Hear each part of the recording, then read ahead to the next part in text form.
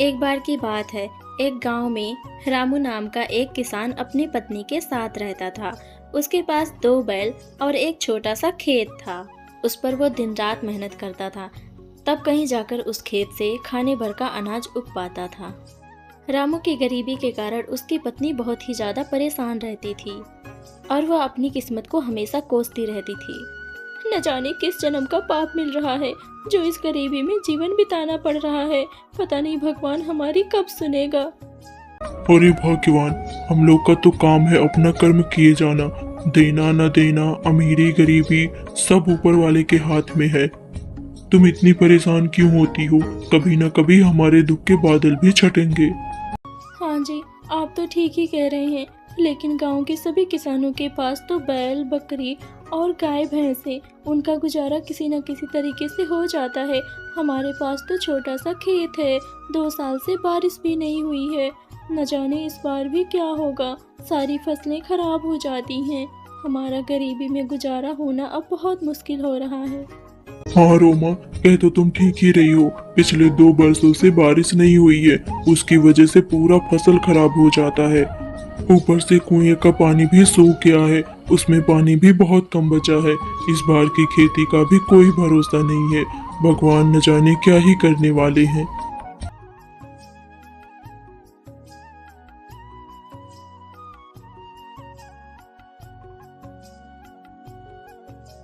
रामू हर रोज की तरह अपने दोनों बैलों को लेकर खेत की तरफ निकल पड़ता है।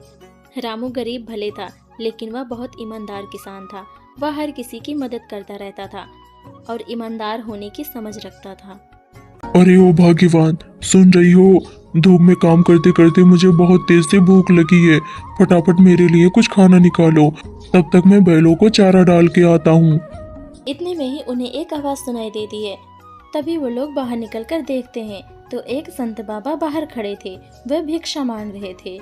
बेटा, बहुत दिनों से भूखा हूँ, बहुत भूख लगी है। भगवान तुम्हारा भला करेगा, कुछ खाने को दे दो बेटा। सूखी रूखी जो भी हो, मुझे भूख लगी है। बाबा, हम लोग तो वैसे ही गरीब हैं। हमारे घर में गरीबी की वजह से खाना नहीं मिलता।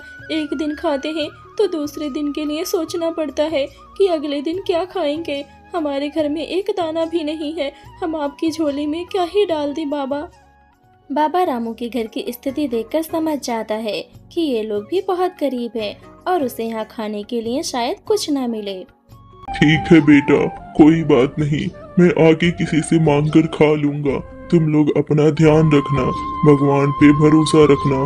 भगवान किसी न किसी दिन तुम्हारा भला जरूर करेगा और तुम्हारी गरीबी भी दूर होगी।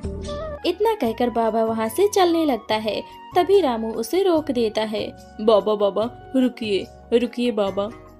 रोमा, क्या हमारे घर पे इतना भी खाना नहीं है कि हम बाबा को कुछ खिला सकें?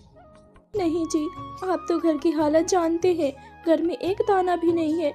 थोड़े से चावल बचे थे जो मैंने आपके लिए बनाए हैं। आपको बहुत जोर से भूख लगी थी, वो खाना आपके लिए है। अगर हम उसको बाबा को दे देंगे तो आप कुछ नहीं खाएंगे, आपको भूखा ही रहना पड़ेगा। रोमा, मैं कुछ नहीं जानता, जाकर वो खाना लाकर बाबा को दे दो। मेरे घर से कोई भूखा जाए, मैं ऐसे बर्दाश्त नहीं कर पाऊंगा। और अगर बाबा भूखे चले गए तो मैं खुद खाना नहीं खा पाऊंगा। इसलिए जाओ, खाना ले आओ। फिर रोमा अपने पति की बात मानते हुए जाकर खाना ले आती है और बाबा को दे देती है। बाबा खाना खाकर बहुत प्रसन्न होते हैं और उसे आशीर्वाद देते हैं। धन्यवाद बेटा, तुम्हारा बहुत बहुत शुक्रिया। तुमने मुझे तुमने मेरा पेट भरा, तुमने मुझे खाने के लिए दिया है। आज नहीं तो कल भगवान तुम्हारी जरूर सुनेगा और तुम हमेशा खुश रहोगी। भगवान सब देख रहे हैं, वे तुम्हें एक ना एक दिन फल जरूर देंगे। तुम इसकी चिंता बिल्कुल मत करो, अपना कर्म किए जाओ। आशीर्वाद देने के बाद बाबा वहाँ से चले जाते हैं।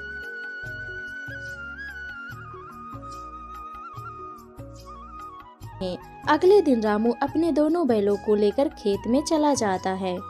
तभी उसे दूर एक आदमी दिखाई देता है। वह दिखने में तो काफी अमीर लग रहा था। फिर वह आदमी रामू के पास चलकर आता है। अरे भाई, क्या आपके पास थोड़ा पानी होगा? बहुत प्यास लगी है। साहब, अगर आपको प्यास लगी है तो आप यहाँ से थोड़ा सा दूर जाइए। वहाँ आपको एक हैंड पंप मिलेगा, आप वहाँ पर जाकर पानी पी लीजिए। वैसे भाई मैं देख रहा हूँ तुम काफी मेहनत कर रहे हो। इतना मेहनत करने के बाद तुमको क्या ही मिलता होगा, फिर भी तुम गरीब ही लग रहे हो। हाँ भाई साहब, अब क्या ही किया जाए, गरीबी है तो झेलना तो पड़ेगा ही।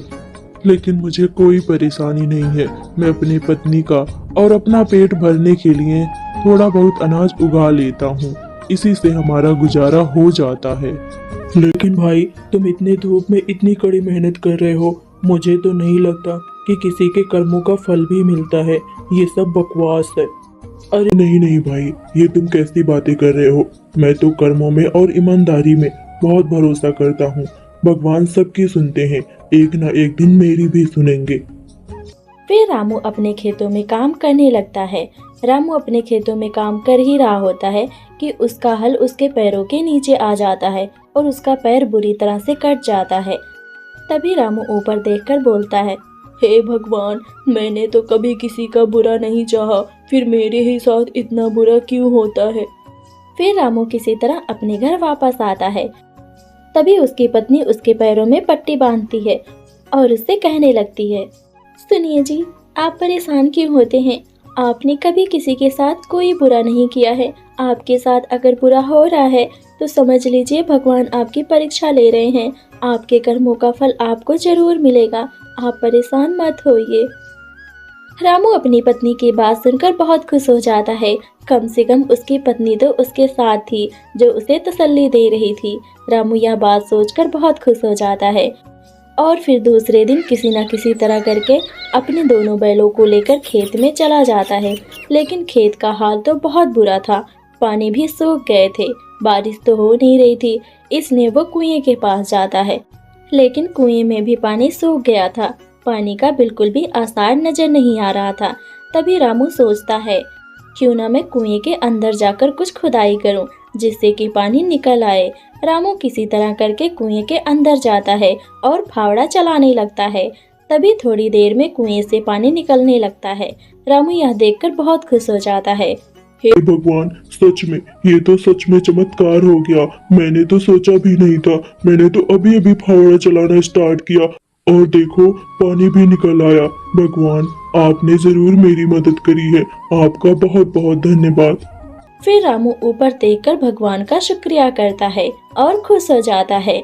रामू को पता चल जाता है कि उसे उसके कर्मों का फल अब मिलने लगा है।